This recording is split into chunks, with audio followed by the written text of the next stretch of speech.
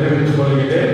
இறைவன் இங்கே கூடியிருக்கின்ற உங்களையும் உங்களது குடும்பங்களையும் உங்களது கருத்துக்களையும் முக்கியமாக இன்றைய திருப்பலியானது இங்கே கூடியிருக்கின்ற மக்களாகிய உங்களுக்காக ஒப்புக் கொடுக்கப்படுகிறது.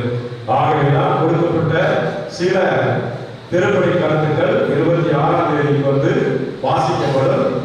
இன்று முக்கியமாக ஒப்புக் கொடுக்கப்படுகின்ற இந்த திருப்பலியானது மக்களாகிய உங்களுக்கு உங்களுடைய கருத்துக்கு ஆகவே உங்களுடைய குடும்பங்களை உங்களுடைய கருத்துக்களை உங்களுடைய எண்ணங்களை இறைவன் நிறைவாக ஆசீர்வதிக்க இந்த திருப்பலியில் நாம் மன்றாடுவோம்.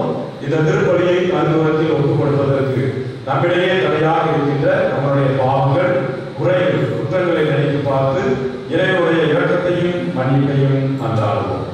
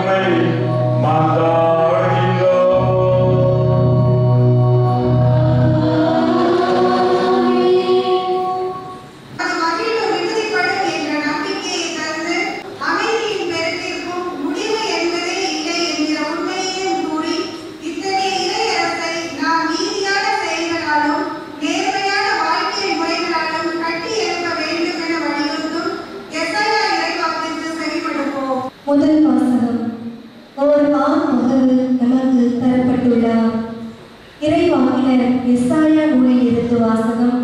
அதிகாரம் 9, இறை வார்த்தைகள் 2 முதல் 4, மேலும் 6 முதல் 7. காரிருளில் கீழ் நடந்து வந்த மக்கள் பேரொளியை கண்டார்கள். சாமி நிழல் சூழ்ந்துள்ள நாட்டில் குடியிருப்போர் மேல் சுடர் ஒளி உதித்துள்ளது. ஆண்டவரே, அந்த இனத்தாரை பள்ளி பெருகச் செய்தி அவர்கள் மகிழ்ச்சியை மிகுதிப்படுத்தினீர். அறுவடை நாளில் மகிழ்ச்சி ஒருவது போல் உம் திருமுன் அவர்கள் அகமகிழ்கிறார்கள். கொள்ளை பொருளை பங்கிடும் போது அக்களிப்பது போல் கடிகூறுகிறார்கள். மிதியா நாட்டிற்கு செய்தது போல அவர்களுக்கு சுமையாக இருந்த நுகத்தை நீர் உடைத்தெறிந்தீர். அவர்கள் தோளை புண்ணாக்கிய தடியை தகர்த்து போட்டீர். அவர்களை ஒடுக்குவோரின் கொடுங்கோலை ஒடித்தெறிந்தீர். ஏனெனில் ஒரு குழந்தை நமக்கு பிறந்துள்ளார், ஓர் ஆண் மகவு நமக்கு தரப்பட்டுள்ளார். ஆட்சி பொறுப்பு அவர் தோள் மேல் இருக்கும். அவர்